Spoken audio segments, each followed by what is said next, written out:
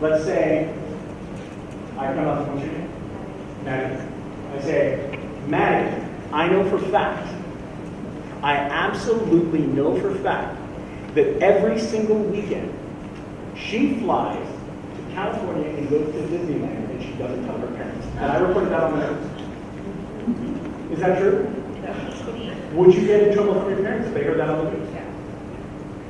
Am I responsible if I say that? Just because I think it's a cool story. Would I think it's cool? Would I think that Maddie's cool if she did? Yeah, but it doesn't make it true. And she can then turn around and sue me for that because I'm basically saying something about her character which is not correct. Yes? Is it legal to not listen to any emergency frequencies? Is it illegal not to listen? Is it legal to not listen? To listen. Oh, yeah, no, it's perfectly legal because it's considered public. It's out there in the open airwaves. If they didn't, there are frequencies that they have encoded that are not part of the public band. But if you can break the code, then it's out there it's public information. That's what it's all about. Now, I'm going to tell you a story about a colleague of mine about why it's a big deal. The person who I'm talking about knows Russian very well. And they're really good at their job, they're really good at what they do. However, they mistranslated the word million to the word billion when talking about a company's losses.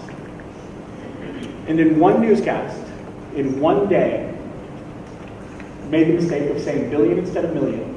The company almost went bankrupt because people started selling their stock. It caused the market scare.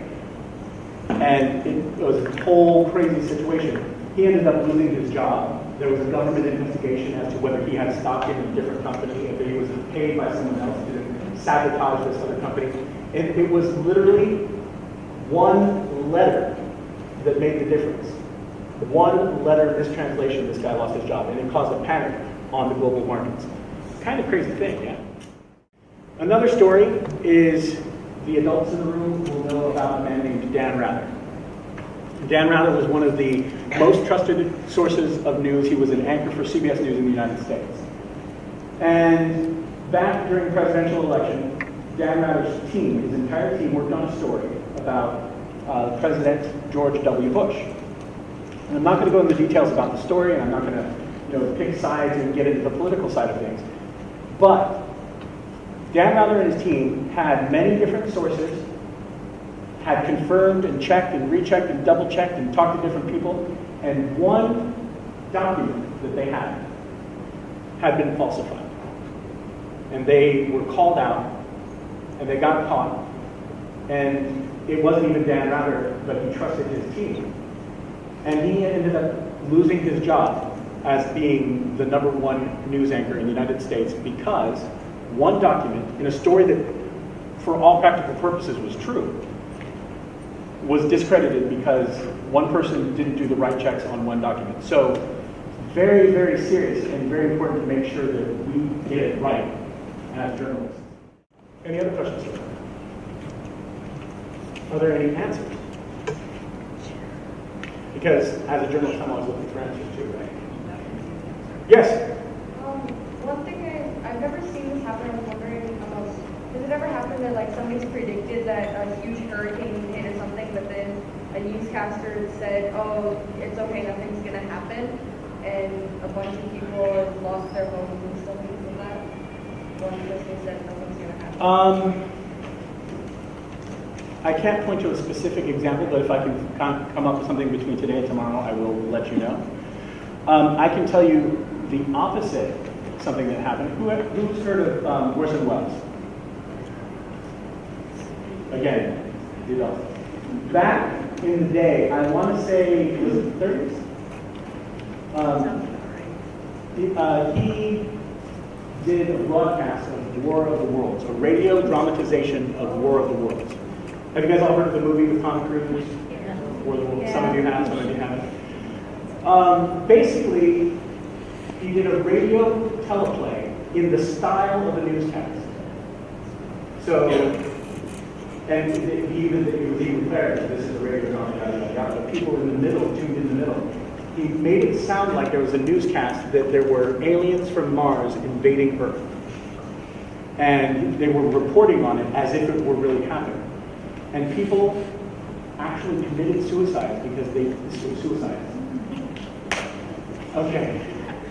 One of those things. Yeah. People committed suicide because they actually believed that the world was being invaded by Martians.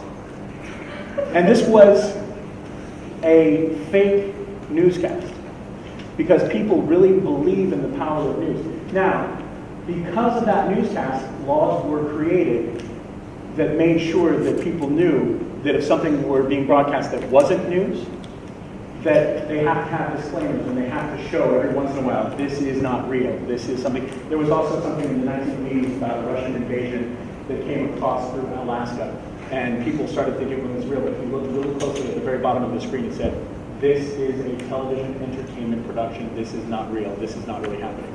And it seems crazy that you have to have that, but the power of news is so strong that when in the 1920s and 30s, or when this happened, Orson Welles was doing a fake broadcast, it had so much credibility that people actually committed suicide. So the opposite of what you're asking, but it kind of illustrates the same point of kind of what you were talking about. Does that make sense? I work in television, I'm biased about television. What are some other ways to get the news across, other than television? The internet. Internet? Newspapers. Newspapers? Radio? Video killed the radio show? Right? Twitter? Facebook? Magazines? Yes? In fact, we have entire news magazines. Anyone else? Why would news organizations want to engage with Twitter? Why would CNN want to have an Instagram?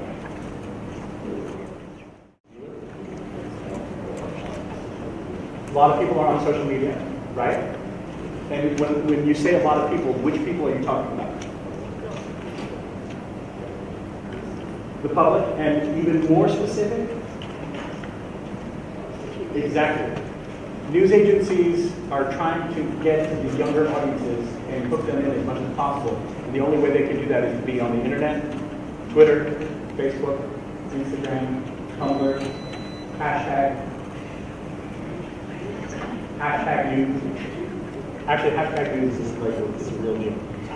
So yeah, so you guys are a very important part of what the news is all about.